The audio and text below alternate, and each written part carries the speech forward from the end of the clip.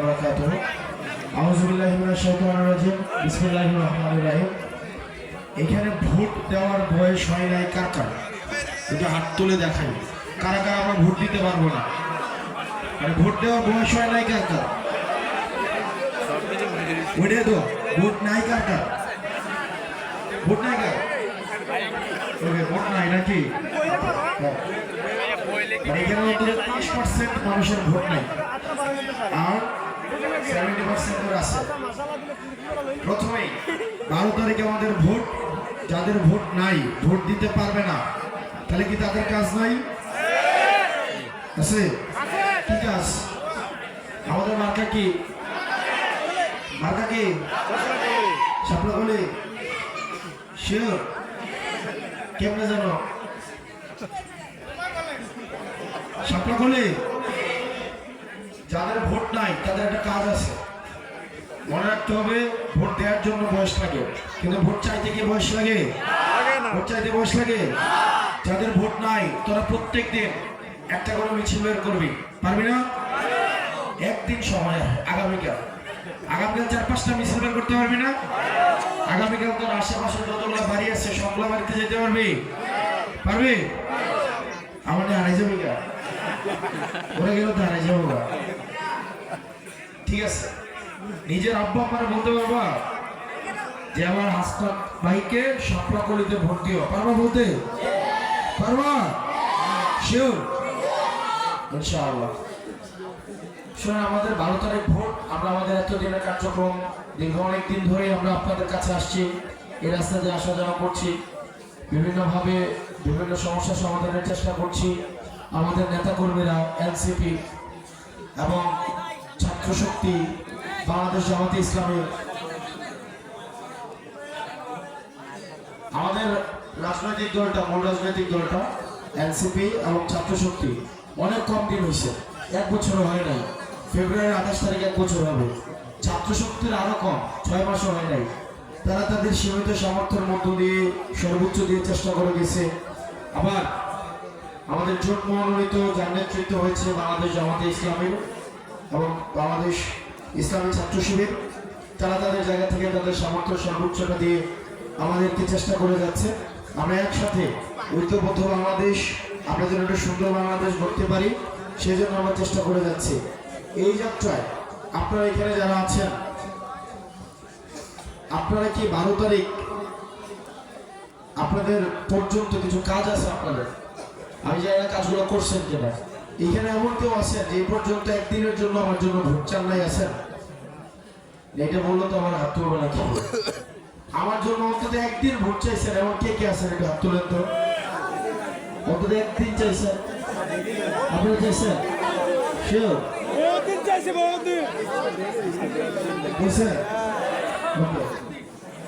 আমারে ভোট দিলে কি কি ক্ষতি হবে দেবেন তার কেউ একজন বলেন তো।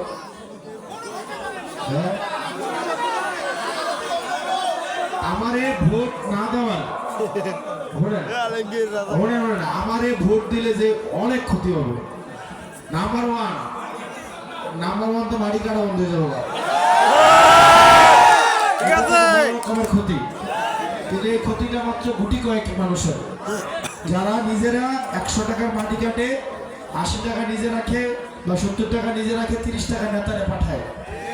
নেতা আমার ফোন দিয়ে যাদেরকে বলে 5 লাখ, তাদেরকে আমার পাঠায় না। আমি যদি আপনারা আমাকে ভোট দেন আরো ক্ষতি হবে। যারা চাঁদাবাজি করে, যাদের পেশা চাঁদাবাজি, সিএনজি স্টেশন থেকে, টেম্পো স্টেশন থেকে, এবং নিজের জমিতে নিজে বাড়ি করতে গেলে, আপনার দেখা যায় বাউন্ডারি করতে গেলে প্রোটেকশনের নামে হচ্ছে চাঁদাবাজি করে না? এদের ক্ষতি হয়ে যাবে। মাদক সম্রাট আছে না কিছু এলাকায়, এদের তো ইনকাম বন্ধ হয়ে যাবে, ক্ষতি হবে না? প্রিয় লক্ষ্মীপুরবাসী, আপনারা এখানে যারা আছেন, আপনাদের অধিকাংশের কাছে আমি রাজনৈতিক নেতা হিসেবে আপনাদের কাছে আসি নাই, আপনাদের কাছে আপনাদের এলাকার সন্তান হিসেবে আসে। এবং আমি এটাও জানি আপনারা এখানে অধিকাংশই আপনারা আসছেন, যেমন এখানে যে টি শার্ট পরে আছে আমার কলেজের পোলাপান, এরা কোনোদিন রাজনীতি করেও নাই, করবেও না। এরা শুধুমাত্র আমি ভোটে দাঁড়াইছে বলে আসছে। এখানে অধিকাংশ পোলাপান অনেকে আছে ভোটে দাঁড়াইছে বলে আসছে। আবার অনেকে আছে যারা মন থেকে রাজনীতিটা করতে চায়, তারা রাত দিন খেটে গত 1.5 বছর চেষ্টা করতেছে জুলাই পরবর্তী সময়। এখন আপনার আর একটা দিন সময় আছে, ভোটের কালকে পর্যন্ত আপনি প্রচারণা চালাইতে পারবেন, আর পরের দিন থেকে আর প্রচারণা মেসে মিটিং করা যাবে না। সময় আছে 24 ঘন্টা, ঠিক কিনা? হ্যাঁ, এগুলো ব্যক্তিগতভাবে তো ভোট চাওয়াই যাবে, আমরা মিছিল মিটিং করতে পারবো না। এবার আপনারা এখানে যারা আছেন, আপনারা প্রত্যেক দিনকে অন্তত 50টা মানুষের কাছে যেতে পারবেন? পারবেন? আপনার কেন্দ্রটা আপনি কি জিতে নিয়ে আসতে পারবেন? পারবেন? এই ক্যাপাসিটি আপনার আছে? যদি দৌড়ন দেয়, যদি দৌড়ন দেয়, উল্টা দৌড়ন দেব, দৌড়ন দিলে দিতে পারবেন। এবার দৌড়ন দিলে আর্মি যে দৌড়ন দিব তার ফসল লাভ করবো, কারণ আমার সরকার 3 স্তরের ব্যবস্থা নিছে। এবার বিভিন্ন বাহিনী থাকবে, সেনাবাহিনী থাকবে, পুলিশ থাকবে, বিডিআর থাকবে। ওই আগের দিন নাই, আগের দিন রাতে গিয়ে টাকা দিবেন, কাজ হয়ে যাবে। আর দেবিদ্বারের পুলিশে আপনাকে টাকা দেন, জীবনও টাকা নেবেন, আপনাদের জীবনও নেবেন। বিশেষ করে আমার থেকে তো নিবে না। আমি আর চিপাই পড়ছি, আর আমি যদি ধরেন পুলিশ স্টেশনে ঘুষ দিব যে ভাই আপনি আমার ব্যাপারটা একটু দেখে নেন, এই টাকাটা রাখেন, এ মনে মনে ভাববো আরে কি বিপদে হবো এই টাকাটা নিয়ে, বুঝছেন? আমার অন্য কেউ দিতে আসলে ভাববে আরে কি বিপদে পড়ি, কারণ 12টা বাজাইছে।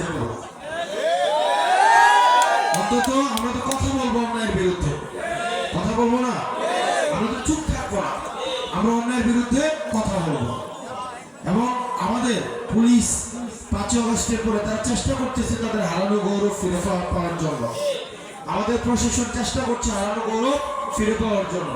এখন আপনাদের সহায়তা লাগবে, কারণ আপনারা যদি 11 তারিখ রাতের বেলা সারা রাত ধরে হজার আছেন, কোন সময় ঘরে টোকা দিব, কোন সময় ঘরে টোকাটা দিব, টিয়াটা লইয়া গিয়া লাভ হবো আপনার। আপনার আচরণ বদলাইতে হবে না।